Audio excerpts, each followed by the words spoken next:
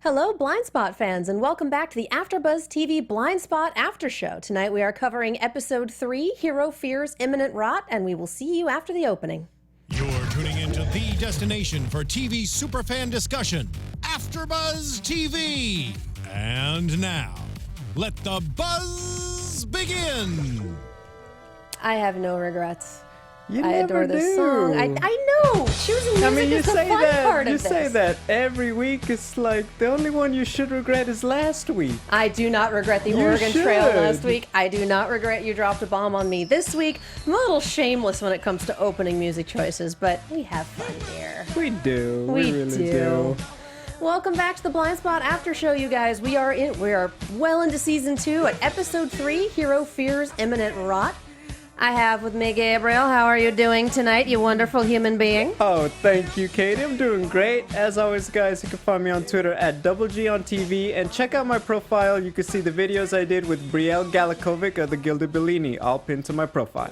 And I'm Katie Cullen. You can find me on Twitter at Kiaxet. That is Kiaxet. We have the hashtag ABTVBlindspot. We have the live chat. If you guys have anything fun to say, if you saw this episode and you want to talk about it, throw your comments in the hashtag, throw your comments in the live chat, and you may well get a shout out. For sure. This was one hell of an episode. It was a fun one. I think it had two storylines that felt really separate, but then by the time they all started crossing over, they do a lot of double meaning in their discussions and scenes. Yeah. It was very interesting to watch it all unfold. Well, and you know it's going to be an interesting episode when they end the procedural and still have 12 and a half minutes of airtime to go. I'm watching this on Hulu and it doesn't count commercials, so it's like, okay, so this is why do we still have that much time left in the progress bar? What are we doing? And then it turns into, tell me about the rabbits, Roman. Usually when that happens, it's like, oh man, one of them's not gonna make it to, this is where one of our people says goodbye. When it's like, okay, they're done early, it's like, uh-oh. Oh, not this early in the season. You never know. When we get into that Weller guy isn't that important. He was so unimportant that we got him out of he got him out of the hospital after only having it in the one episode. That's a guy who they can replace around here. Oh my god. Like that girl with all the tattoos, she's not that important. It's going to be that kind of show, isn't it? It always is. Come on now. It's been 3 weeks now. Come on now. We know this. Point. So, yeah, let's talk about the procedural side of things first. Let's talk about this. We start with, and I kind of want to know what this person was talking about, because we start with zooming in on someone whom you know is going to die, getting into a taxi, talking about something that wasn't above board but was still under the radar, and then the taxi explodes because it's been bombed. Yep. And it turns out that we have bombers that are that Jane's tattoo on her back, I believe it was, show this. They are using dime bombs, which I wrote this down, dense inert metal explosives. Right. That's speaking a lot of Patterson right there. Well, it's kind of a very technical show sometimes. It is. And they're doing bombings essentially all over the city. And what I thought was hysterical about this, and this is something, or this wouldn't have worked in the 90s in a show, but I love that they did that, is that they tweet out on an anonymous account, this is for so-and-so, date and time. This is for so-and-so, date and time. It's like, so you got caught because Patterson hacked your tweet deck. I love it. Sometimes it's just that simple. I actually found it more clever. Why do they call it a dime bomb? And they showed, the 3 different plants, where's the only place that they're found? It's on the American dime. And it's like, oh my God, that's it's been in my pocket all my life and I didn't know that. I'm never going to use that information again, but still, that was really cool. Well, that was the tattoo connection. Yeah. And then it was on a shape that was the shape of the island of Vieques. Yes. Which is evidently where the Navy used to test nuclear weapons, and then according to the show, supposedly stopped and is still testing weapons under the table, which, is just peachy keen for everyone involved because it's an inhabited island. Right. I found it a little funnier that Patterson thought she had the last word like she did in the last episode. And then Nas comes in. It's like, once again, she knew a little bit more. And, I found it very interesting how Patterson just really let it go this episode. After last week, it was kind of like, okay, you got to stop that. I mean, I can understand why she'd be frustrated at continually being shown up because she's used to being the person with all the information in the room. And then we've introduced this other person who's like, just by virtue of her position, she has more information than everyone else. So it's just like, okay, I get that there's an upheaval, but I was just annoyed with Naz this episode. You know, she's one of those characters, this episode in particular, just the way they're really starting to play off each other now that they're getting more comfortable with each other. And for Naz, that different side, you think she's just kind of content to be in the background, but then she has that breakout scene at the end of the procedural, and it's like, you really don't know exactly what you're going to get with her. And I think that makes her character so interesting. Oh, yeah. And it's just a lot of fun because just when you think, she's just content to be like that mastermind plotting, no, she gets in there, you want it done right, you do it yourself, and it's like, whoo. Well, and I can see where she's coming from. She has her own way of doing things. She has her own philosophy. She knows what she wants to do and what needs to be accomplished. But she and Weller haven't gelled yet. And I think we are going to have a good chunk of time and potentially a disaster on our hands before that happens, before they manage to figure each other out and come to a compromise. Because you have two leaders with very, very different leadership styles co-leading a team. And this is a team that Weller has known. He's known Zapata and Patterson and Reed for probably years at this point. And he's known Jane for 8 months, a year. Yeah. Not super long. I mean, it's been a very eventful year. Very. See season 1 now. But yeah, I know, right? Available on DVD and iTunes. Right. No, wherever shows are sold. Certainly, though, I think it's going to be very interesting. They're two very alpha personalities, so seeing them, one of them has to take a back seat for the good of the team because you just can't have two people who are going to want to go in separate directions being the ones calling the shots. And Weller should be the guy in charge. Naz looks like she is going to be the one in charge. We really got to figure that out.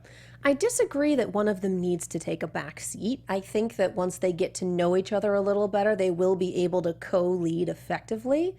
But until then, we are going to get a lot of issues like this.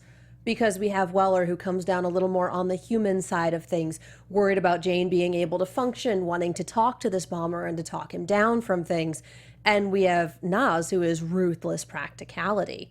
You need to do what you need to do. You cannot blow your cover. You have to do what needs to be done. Just, yeah. Well, I find it crazy to have a connection.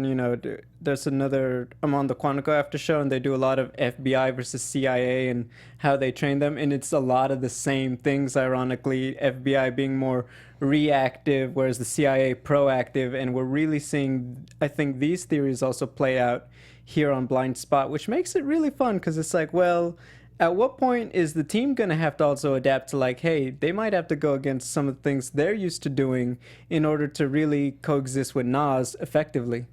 And I think that's something we might explore.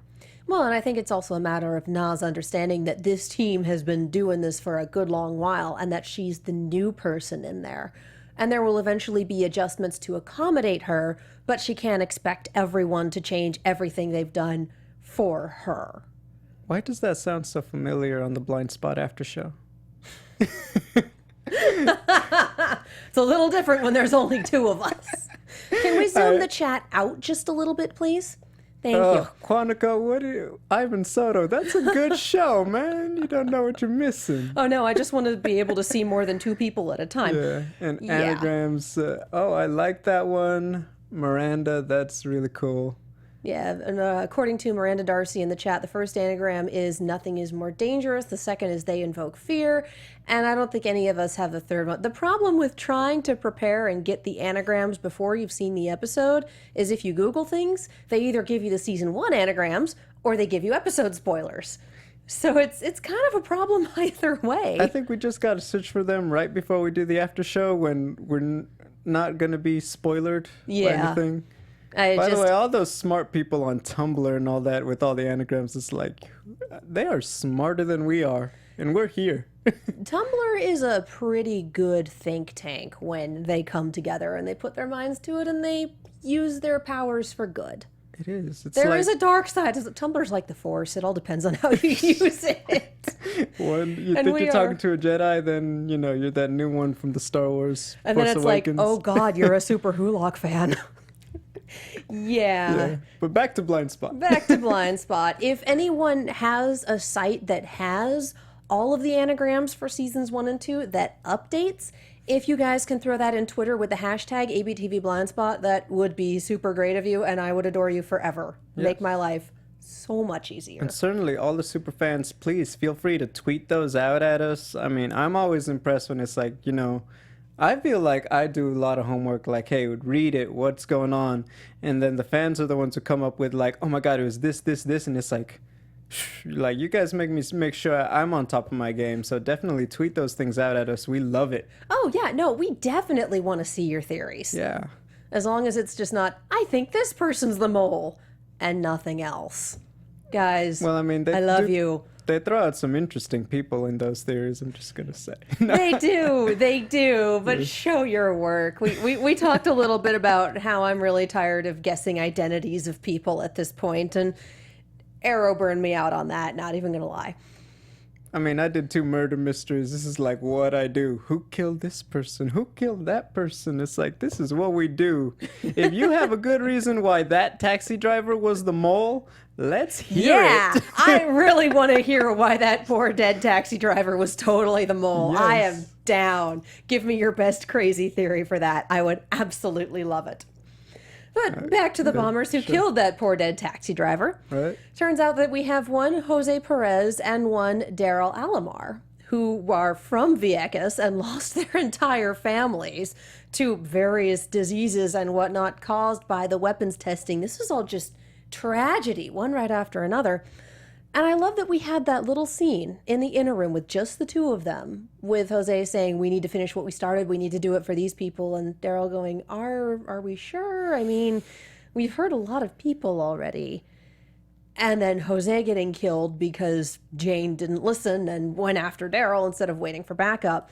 Mm-hmm. And then Daryl being the one to carry on with the suicide bomb and with the periscope link and basically skip to the 10th or final step in their plan. Right. So I found that really interesting, and I loved that we had those moments that humanized our villains, quote unquote, of the piece. I actually would have liked more of that. I think that in terms of how they did the attack, I think it felt very 2016 in terms of, you know, if you're going to brag about it, you are going to social media, you are going to Twitter, you are going to Periscope. And that is, I think, a new thing that's really new to TV when you're looking at situations like these. But for me, apart from, what is that, maybe 2 minutes, they felt so one-dimensional, like, oh, we've been hurt and we're going to destroy New York City. I mean, I just want my bad guys to have a little more substance, especially when, to be honest, we're so worried and concerned about Shepard, Roman, and the agents they have with them on that side, that these 2 guys who are just really angry at the end of the day just didn't feel fleshed out enough for me, and that was something I struggle with. I get what you're saying, and I think the Weller scene at the end certainly helped a lot in terms of taking the right steps, but I think there just weren't enough. I mean, I get your point, but the flip side of that is they weren't the important people in this episode. True. And I would say that here are my reasons for doing it. Just because it's something that we've seen before, they've been horribly wronged by the government. They want to take revenge on that. They want the people in charge to be, you know, taken down and put in prison. They want an apology from the commander-in-chief. That just because we've seen it before doesn't make it any less human. Like, I'd still buy it. And again, you don't spend a lot of time fleshing out these characters who are very much a means to an end, because this is our procedural, because we need to have a procedural half of the episode. And it's not terribly important what they're doing. What's important is the tattoo. What's important is Weller and Nas not working together as well as they should. What's important is Reed and Zapata trying to figure out what's going on. What's important is Jane not being on her game because she's so shaken from what Sandstorm did to her earlier.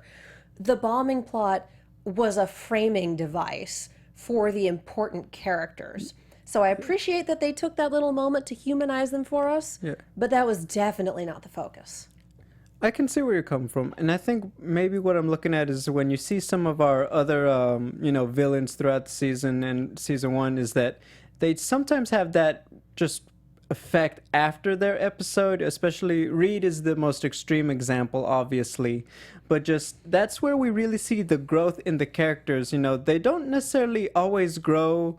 Just Jane and Weller being around each other, for example. It's how are they personally affected after what they go through in each procedural. And I feel like when you have that, you feel so invested, and it feels so earned when they do finally have that change and they do something drastic out of character, because you feel like you saw the steps and you felt it with them. Whereas when you have these maybe more one-dimensional villains, it's like, that shouldn't have bothered Jane, but we're going to have the flashback that makes her think about doing things against the government for the greater good, hypothetically. That's, I think, where I'm coming from, and I think that's what I'm missing, because they do it so well in other episodes, too. Well, and Jane is, at the moment and throughout the series, in such a unique position and so messed up that, to me, it's not improbable that she just went through this today. She's been dealing with this for a good long while. She was tortured for 3 months before this, and that getting thrown into this situation triggers those flashbacks and makes her doubt herself. Like, I'm down. I completely buy that. You never know what's going to set you off. I think, no, definitely to your point, I do think so. And I think we are it feels a little rushed right now. I almost want them to slow it down, but I do agree that we're starting to see just parts of Jane's psyche unravel, her moral compass, as Borden put it. Maybe it's starting not to veer north. It's starting to wiggle a little bit. I think we're going to see. I know it's only episode 3. We got to wait and see. She's not going to go full dark side or full whatever, for a while, if that's the case. But certainly we're starting to see it. Well, and this is not a show that takes its time. So let's talk about Jane's half of things. Sure. Because Jane went through several flavors of hell this episode. So, for one, injected and kidnapped by her brother. And I love have you not heard of a blindfold? Right. Like, seriously? Can we just... Well, I mean, just old school, like, mobster movie, like, huh? And then, they were in the trunk the whole time. Oh, that's actually a really good way to give someone a concussion. If you hit someone hard enough to knock them out, they're going to have some form of brain damage, even if it's very minor. Have you seen the kind of stuff that happens to Jane on this show? Yeah. I mean, I guess that's my thing. It's like, let's be honest, they could have done that to her on this show and we would have rolled with it. But I know, I'm just saying. If we're bringing it back to earth, yes, though, you are correct. Knockouts will do that to you. Yeah, if you For hit more someone on that, hard enough see to me knock on the them UFC out. after show. If you hit someone hard enough to knock them out, they're not just going to wake up and be fine. They're going to have some problems. And they needed Jane functional, so the sedative makes sense. So she gets brought back into Sandstorm, gets brought to see Shepard, and the long and very short of it is the drugs changed you, and we need to make sure that we can still trust you to do your job, so go kill a man. Okay. Okay, Mom. Yeah, like, Who does... great, perfect. And yeah, the guy's name is Jeffrey Cantor. He was evidently in an aeronautics industry. And they needed him to drop off a microchip, and he never provided it because Jane was his handler and Jane went missing, and so he freaked out. Right. And so he was in love with Jane. Oh, yeah. Everyone's in love with Jane, let's be real. And I mean, all those tattoos. Not just kidding. She didn't have them at the time. Hey. So, he loved her for who she really was. She's Jaimie Alexander. I mean, how can you not? No, it's true. So they go to see him, and he locks himself in a safe room and basically goes, nope, no, none of this. Yeah, that's exactly what he said. No, I think I found it the crazy. long It's and like very just, short. randomly, it's like he's got a whole high-tech panic room. You see it fully stocked with all those bottles, and I was like, I actually wanted them to explore that more because I thought, well, this is going to be very interesting. It's not going to be something they crack into. So I actually thought that she might spend most of the episode trying to get him out and go through a bit of soul searching in order to do that, but they actually took it a different route. So I'm hoping that for whatever reason Jane finds a way to be able to use that panic room again, because I felt like it was just so underutilized. I feel like that's something that's probably not going to come back. Because a lot of people, especially a lot of better off people, do have panic rooms in that just in case sort of fashion. So with him being able to, knowing that his boss was killed so he could get the Actually, we don't know if he knew that his boss was killed. But he knows his boss is dead and ain't coming back, and he's definitely working with this shady organization that wants him to bring technology out of his company and pass it off to them. Like, he knows he's doing things very much under the table. He knows it's a very dangerous life. And if he was paranoid to begin with, why wouldn't he build a panic room for situations like this to protect himself if something goes wrong and the organization comes after him? It's very true. I'd say with the means and the motive, it makes perfect sense. I guess it just looks so cool. I hate to say it for say it so, juvenile reason, but it's like, it just looked amazing. You gotta use it more. You just have to use something like that more. Where if you're gonna introduce it, it's like, come on. But I think it's very important to note that essentially in Jeffrey, we saw someone in a way that we're assuming will be Jane later on, and that, I don't know if I could keep doing this in terms of, putting on a front for the shepherd and just everything going on with Sandstorm. And she kind of almost has to give the reasons why she would, assuming, later have to talk herself out of it. And I think that's like, okay, we're laying down the seeds, they're going to grow into some healthy plants, but we're really starting to see it. They're really pushing us with that, and it really made sense in this episode. I mean, it was almost like too obvious, like, look at this, from the, Blindspot writers, but okay, I'm seeing it, and it's making a lot of sense right now. So you're seeing them lay down some parallelism for the future then? Yes, that is so well put. All right, I actually saw it as more of a look into her past. Really? Like, this, you recruited him, you were his handler, he's in love with you, he recognizes you, you were able to coax him out. Like, this is all stuff that she had done before and had to go back to.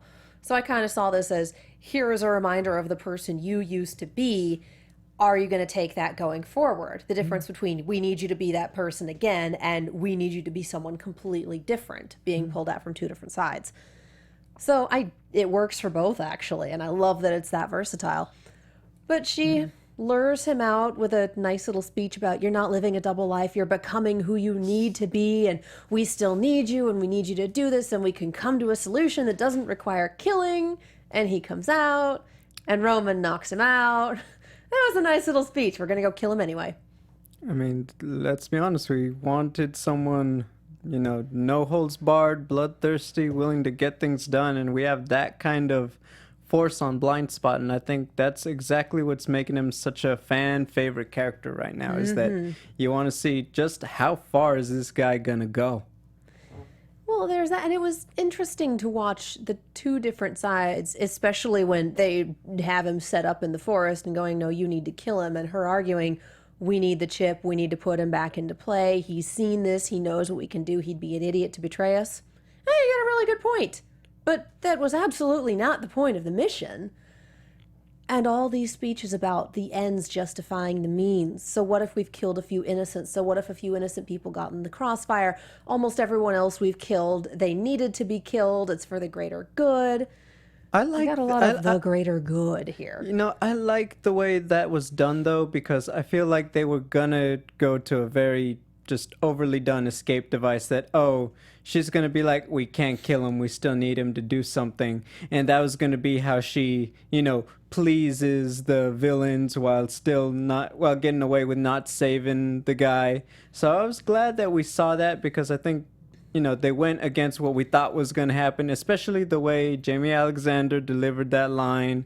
Like, she's got that convincing look, and obviously, like you just said, Roman took care of business. But I just like the way it was done, because it's like, you know what? We're not going to go to the things that you're probably familiar with. We're going to give you some surprises. And that's exactly what a show with this many mysteries needs to pack in each episode to keep the pace going, keep you going. And it delivered. Well, and Sandstorm has made it very, very clear that they want Jane as she used to be. They want Remy back. But they wiped out Remy when they wiped out her memories. And Jane, having been under the influence of the FBI, having been around Kurt, having believed that she was Taylor Shaw, is now a different person. And so this whole, we need you back exactly as you were, isn't going to work anymore because she has a different way of doing things, because she has a different point of view, and because she doesn't have, she has the physical memory. She has the, I'm missing the word for it, the reactions. No, I hear what you mean. Yeah, you know what I mean. Yes, like when, if you lose all, like they say someone like completely lost their memory, but they have the shoe untied, like the body just knows how to tie it. There's a name for that too. I cannot remember. Chat, help us out. What's the name for that? Yes. The physical memories. The body remembers what the mind forgets. But even in that case, the mind still doesn't remember parents being killed and being brought up in a state orphanage and taught to murder and then being brought to, like, she and still having doesn't pet have... rabbits that apparently you were ruthless to and things like that. She still has the instinct, she still has the training, but she doesn't have all of those memories, and she's building new ones in their stead. So even if she gets all of those memories back, the new ones that she has are still going to color them. She's never going to be quite the same person. Muscle memory. Thank you, Lady Athena. I like you. You're good. There's some more tech. Okay, yes, that is correct. That's the layman's term, but I know there was like... I was a big fan of House, and I know they explored that issue once. I think that was the one you were looking for, but yes. Muscle memory. I'm down with muscle memory. Yes, I'll roll with that too. By the way, on this note of, becoming a different person, forgetting certain things, but building new memories, are you sure you're talking about Jane, or are you talking about Reed? Oh my God, poor Reed. Poor Reed. I feel so bad for him. I like that because we're so much more invested in Reed this season because of it. I mean, I was invested in Reed last season. I mean, but even stronger now, like every now and then I worry because Patterson, we love her because she's so adorable. Jane and Weller are Jane and Weller, that sometimes you worry about Tasha and Reed getting lost in the fold. And this season, there's so much more front and center. There's so much more tied in, and I'm loving this storyline. Well, I mean, last season we had Tasha and the string of bad decisions and the gambling debts. And we had, towards the latter half of the season, Reed and being blackmailed and being told to get off the case. Yeah. So it was still there, but you're right, it wasn't as deep. This is a very deep personal trauma that was set up last season. And I loved his talk with Dr. Borden about it. Mm-hmm. Well, we have at least 2 minutes, so let's talk about this. And likening it to a root canal. Like, you can ignore it and still kind of function, but eventually it's going to implode and you're better off just taking care of it, even though it's going to hurt a lot. So that is eventually going to come to a head. Of course. Don't know how, don't know when, but it is not going to be pretty. Yes, and obviously, it is Blindspot is going to happen. They're going to need Reed to be on top of his game, but he's going to be losing it, so... We know that in some way is going to manifest itself, but exactly how, obviously we don't know. That's why we watch every week. Yeah, so right now, Zapata's the stable one. She is. Which is weird. And she's okay shooting at her teammates. How about that? That's not usually a role that you would give to Zapata. Now, I do got to say this, though, because I feel like with all the way, just as forces on the show, you have Weller, you have Roman, and I think the obvious one they're pushing is like, well, they're going to come to a confrontation, quote unquote, over Jane at a certain point for different reasons. But I actually, seeing her lately, I want to see Zapata versus Roman. Oh my God. I feel like that is so much more fun than Weller versus Roman. I would watch that TV program. Oh my God. Roman would not make it out of there alive. Yes. Zapata would just I don't destroy him. Yes, I don't care if you cut open your rabbit. Come on, homeboy. That's what I want to see. That's great, and I know you're a stone cold killer, but honey, Which is why it has to be Weller and Roman. Right there don't play. Which is kind of why it has to be Weller and Roman, and the way they're setting it up, and it's going to be this, and it's like, well, I'm her brother, well, I'm her friend, and I care about her, this and that and the other. But yeah, oh my God, if you squared Roman off with Zapata, Roman would not walk out of that. And then Reed tries Thank to you jump for in. that Yeah, image. but then Reed tries to jump in, but Zapata's like, I got this. Handle your stuff. Hold my flower. Hold his flower, baby. Kick his ass, baby. I got your flower. It's like, That's hey, pretty hold much my it. earrings, Reed. It would just hold my flower. Roman would, but no, he wouldn't. You know, he would think No. he's all that, but just like his mom told him he's making mistakes, another woman would come in and handle business. I don't even think it's just another woman. I think it's Zapata specifically. The level of done that she is right now. Just like, nope, not gonna happen. Yeah, but I do think, you know, not to say that Zapata just if Zapata was zapato, not an actual shoe, but you guys know what I mean, she would still beat down Roman. I think that's just her personality. But also something we're seeing a pattern of, for as, you know, very calculating and cold as Roman can sometimes be, he seems to be very manipulated so far by the females in his life. He kind of it's like he can be very just what's the word, objective with so many of the things, but when it comes to Jane or his mom and Shepard, it's like, okay, I'm gonna listen to Shepard when she says don't go to Jane, don't try to save her, don't try to be around her, you know, you gotta give her space. And he is so dead set before that. And then obviously the things he's willing to do to bend the rules for Remy, I think that's gonna be something that one of them is going to take advantage of down the stretch. Yeah, he's had Jane all his life. Jane is his sister. Jane survived their parents getting killed. Jane went through all of his training with him, all of everything. He's basically had Jane his whole life through all of the terrible things that have happened to the two of them. They've survived and stuck together. And then it was, no, you're going to have your memories wiped and you're going to do this. And this was part of her plan. And she was the architect and she volunteered to go under, and he essentially lost his sister. So for one, he's going to be overprotective of her because, well, she doesn't remember everything, and you know, she's still my sister and I want her back. And it's this gaping hole in his life that he wants to fill. But his training is supposed to have, like, you know, just like when Nas said, you have to do whatever it takes to keep your cover. In much the same way, you have to do what you're supposed to in order for the plan to be successful, and that includes letting them handle business and doing just what has to be done regardless of how hard it is. And I think that's what's getting more interesting to see, just how many times that happens with Roman so far. Everyone has a point where they will make a choice. Of course. There will always be, we'll choose a mission, I'll choose the mission, I'll choose the mission, until it comes to making a choice between the mission and my sister, at which point my sister takes priority. And that's, I think, going to be a big deal for Roman later on. I mean, I'm going to throw this out there way in the future predictions. At some point, he will be tasked with taking her down. And we are going to see Roman's breaking point then, because the mission or my sister. And it's very hard for him to tell where his loyalties lie when those two diverge. Because they've been convergent and the same for so long that it's like, yeah, the mission and my sister, same thing. Now it's like, oh, now what are you gonna do? So he will absolutely choose his sister over the mission at this point, telling himself that that's the freebie. She needed a little more time, but he's gonna gut her rabbit if she doesn't get her act together. Yes, a rabbit named Weller. Yep. We all know that. I wish it didn't feel so predictable, which is why I want the Zapata-Roman showdown, but certainly all the signs are pointing in that direction. Yeah. By the way, Weller handled business, taking care of that case. I mean, obviously, you know, Nas kind of took the wind out of his sails, but he was doing a great job.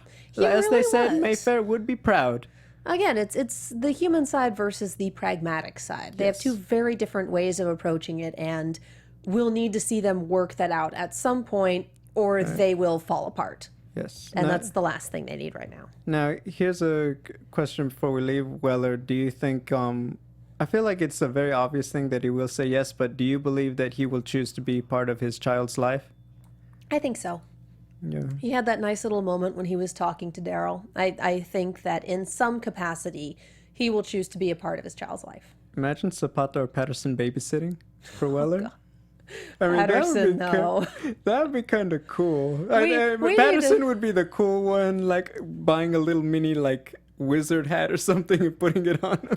We need to talk about Patterson. Yes. Oh my God, we need to talk about Patterson and Borden. And someone in chat brought it up a little while ago, and I can't remember who because that was a good chunk of time ago. But Borden just talking about, I'm a psychiatrist, I know when someone's blowing me off. And Patterson calling it a friend meeting instead of a date. I mean, it's Patterson. There's gonna be that awkwardness. I mean, she's not good at dating, period. And it's been a while since she's been on the dating scene. Yes. She had a very committed, I think, live-in boyfriend. And then season 1 happened. Russian spies. Right? That was a sad one for Patterson. Patterson. That still hurts. That still hurts. But I think, they just played very true to character. Oh, I would be remiss. I made sure I wrote it down. I love that interaction with Zapata and Patterson early on where Zapata asks, like, are you coming to trivia night? And when Patterson says no, she's like, who's going to handle science and pop culture? And Patterson's like, Reed. And Zapata's like, we're doomed. Yeah. When you have your trivia team, you have people to specialize. And if you're down a member, you're hosed in those especially categories. when, like, Patterson is like having the wild card on your, in your hand all the time. It's like, you know what? Send in, Babe Ruth, Mariano Rivera. Well, she probably wouldn't have like the lit questions or sports sports trivia. That's why you got Weller and Reed. Exactly. You want your team. Everyone specializes, and you all work really well together. What's Zapata's specialty on the team? Oh, I don't know. They didn't Soap say. operas. Actually, hers would probably be sports. You think so? Oh, I feel like think that's so. what they would go to Reed for. You think both? She bet on a lot of games. Oh, that's true. She would That's have true. to know sports in order. That's true. You would think she would know sports in order to play the odds. Yeah. I would hope Gambling. Be careful about it. Yeah. But yes, I love their little date. I love their hilariously awkward little makeout session. I love I'm really bad at this. I'm really bad at this too. Let's kiss anyway. I know, right? And just the little It's that nerd love. It's so adorable. It's adorkable. Yes. Yes. And watching Borden speak Arabic on the phone and then turn around and deny that he was speaking Arabic. Like, I watched with subtitles, and the subtitles definitely had the little parenthetical that said speaking Arabic. Yeah. So it's like, yeah, okay. So it was a little weird that he denied it, especially since later it was like, yeah, I was speaking Arabic. I also speak French. Well, the initial denial was weird. I guess part of that is that what we're being led to is when you see how, like I said, adorkable her and Borden are, and you think of the idea of the mole, could betray the other. I mean, we don't want it to be Patterson, but let's, no one is safe or off the list yet. So when you introduce that, it being one of them, after they're looking, everyone's so much more charming, and I feel like so much more invested this season in so many of the characters that it's like introducing that element. It's making everything more tense when they're interacting with each other. And I think that's what that was supposed to hint at. And it's like, I don't want that to happen to, Patterin. Is that a good enough ship name? Yeah. Or we need a better one? By the way, to the fans who hashtag Patterisms, you guys rock. You guys are pretty wonderful. I just think that, no, I don't speak Arabic. Of course I don't speak Arabic. For a show that has been very, very good at little tiny clues everywhere and the overall Xanatos gambit, if that was meant to be foreshadowing, it was very clumsy. Right. So yeah. By the way, that part where Reed and Zapata shot the bomb, that was very... oh my God, that was great. Different. That was different. I was like, that's a new one. I haven't seen that on TV before. I love that. Concussive impact. Don't try this at home, kids. Don't try this ever, kids. Especially if you're kids. Kids should not have guns. So yeah, that was... Do you have any final thoughts on this episode? You know what? Just I found it very fun that we still found a way to incorporate one more tattoo. We got plenty of Patterson. We got a lot of characters moving. Another good episode. Like it. I enjoyed this one quite a bit. This was was going to say, this was an absolute blast. And then I went, oh. But yeah, not actually intentional, but still. We're running a little short on time. Before we go into predictions, I want to talk to you guys real quick about iTunes. Thank you so much to everyone who has left a comment and who has subscribed and who has left a rating. You guys are wonderful and we adore you. If you like the show, if you want to keep us on the air, the best thing you can do, go to iTunes, search Blindspot AfterBuzz TV. We will be the first thing that shows up. That's on YouTube. You can like the videos on YouTube too. It's pretty great. Subscribe, rate, leave a comment, all that fun stuff, because our producers here do go onto iTunes and they do say, okay, do people like this show? Well, they left a lot of ratings and they left a lot of comments saying yes. So, yeah, they like this show. Let's keep it on the schedule. So if you want to keep us on the air, that is the best thing you can do to help us. Also, we have new reviews. Oh, I love it. We have Season 2 AfterBuzz Blind Spotters from Nature Girl 80. Great first show. Can't wait to see your discussion of the dysfunctional family going on between Shepard and Roman. Trust me, you'll get that. Oh, yeah, so much. Do Yourself a Favor and Listen by Yitbo79. Katie and Gabrielle are fantastic and have great chemistry. I listen to the podcast while working, and it sure makes the time pass more quickly. I enjoy listening every week, and I'm bummed when the show isn't on. Keep doing what you're doing. On a bigger note, I love AfterBuzz TV in general. My podcast list is full with ABTV podcasts this time of year. Just love it. And we love you. Thank you so much. Yes, thank you so much. I appreciate it. Loving It by R Cruise 1. Thanks for doing this after show. Y'all do such a great job. I'm excited to see where this season is going. Keep up the good work. Thank you. Love This Podcast by Declan's Mommy. My husband and I are a huge fan of the shows, but I love my NYC commute on the train. Sorry, guys, the day after, when I get to nerd out and listen to you break it all down and discuss everything. I'm dying for next week and the possible assassination. This was a review from last week. Thank you guys so much for reviewing. Like, comment, subscribe, leave a review. You will get a shout out on the air. We are pretty much out of time, so super quick predictions. Your AfterBuzz TV predictions. We got a really nice little trailer at the end there. We have a traitor in the organization. She's obtaining nuclear materials. That combat choreography from what we saw looked amazing. Yes, so obviously, Jane is gonna lose round 1, but she's gonna win the fight. That's my prediction. Of course. More pattern, stuff, and I think we're gonna get Bordenson, I think they called it in chat. Borderson. I love it. And you know what? Weller's gonna be he's gonna trust one of his teammates and have their input on just his situation. Oh, yeah. I think it's going to be one of those things where we've never seen this person before, but obviously they're in the agency. And honestly, I'm just really looking forward to this fight choreography. It looks so good. Yes. All right. Thank you guys so much for watching. Gabrielle, where can the people find you? Yeah, as always, you guys can find me on Twitter at @G on TV. And like I said earlier, check out the videos I did with Bree Galikovic of the Gilded Bellini, all on my profile. And I'm Katie Cullen. You can find me on Twitter, Tumblr, and Instagram and YouTube at Kiaxet. That is Kiaxet. I am also on Snapchat at Kia Prime.